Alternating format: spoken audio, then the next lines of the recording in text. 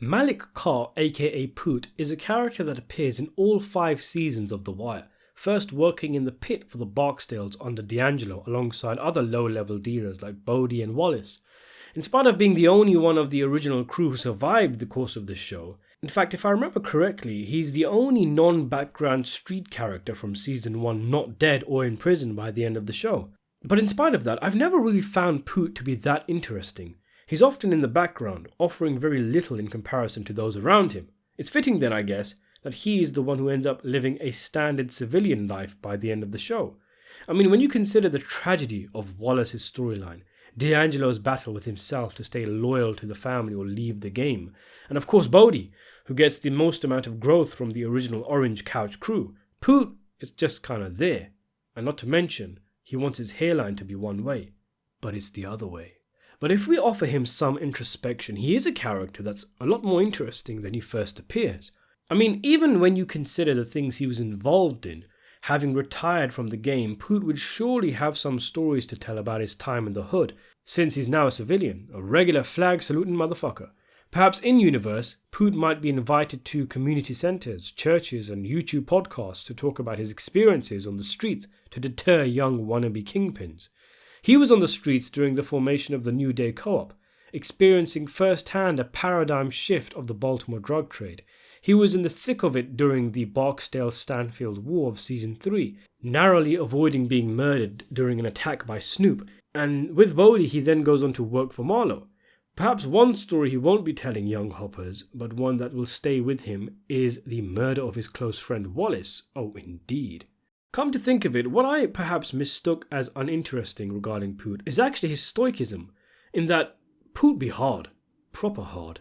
He's got a level of testicular fortitude that is easy to miss because he's so low-key.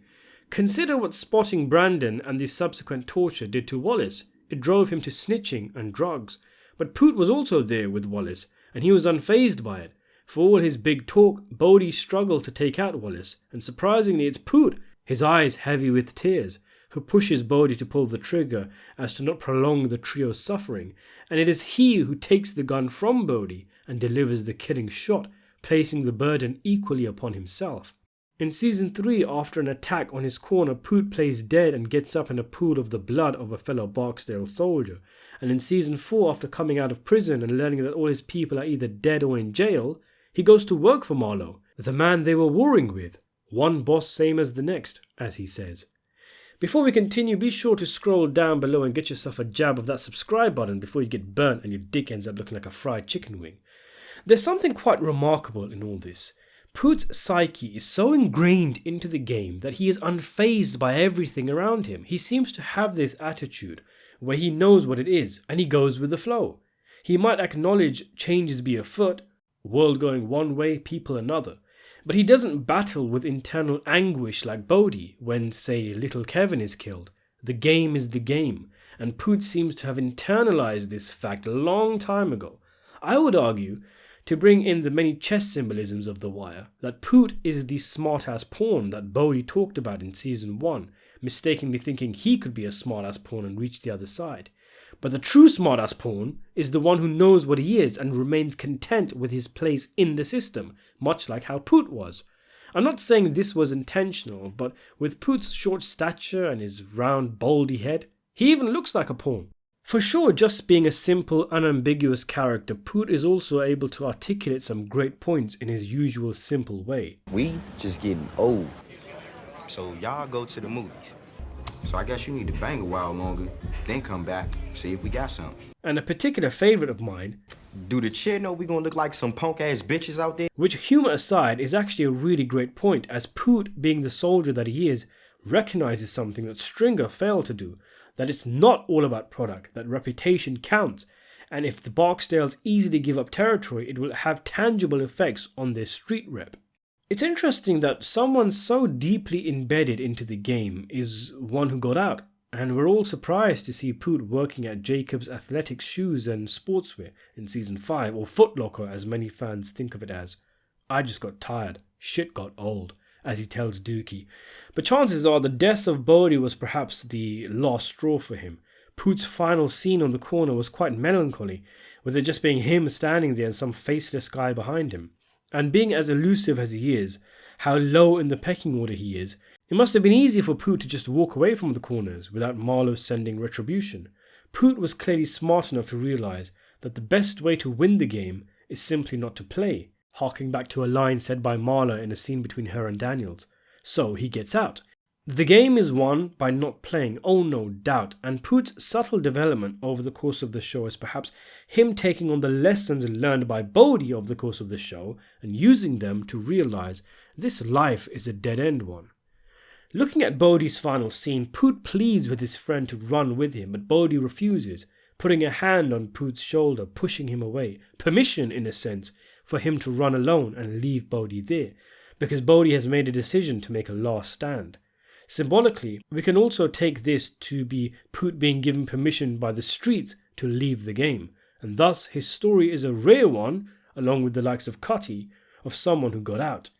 In The Wire, many a time characters turn into other characters, so to speak, meaning some storylines act as sequels and prequels to the characters, and it's an element of the show that highlights the never-ending cycle of the game. Dookie becomes Bubbles, Michael becomes Omar. I don't think Poot was necessarily given a character that he turns into, but if we hypothesize, I think he could end up being the flower shop guy that the likes of Bodhi and Prop Joe go to get flowers for their funerals. That guy was a civilian, he was out of the game, but he clearly had knowledge of it, even having a special room dedicated to deaths that happen on the streets, and his mannerisms change from professional to street as soon as he learns he's dealing with someone from the game, much like how Poot does when he's talking with Dookie in Season 5. It's interesting also that Bodhi comes to the flower shop guy saying that the person he's getting flowers for, D'Angelo, had a heart but was weak, couldn't handle it, which is perhaps how the streets might remember Bodhi himself, given no doubt Marlowe's people would spread the idea that he was snitching, which to be fair he was about to, and it's true in a manner of speaking that he couldn't handle what was happening on the streets anymore. A bit of foreshadowing there maybe? Much like how Pussyhound Poot couldn't rock the boat when he's on the streets, he recognises his own powerlessness when working in Poot Locker, which is why he doesn't go to his manager and push Dookie to get the job.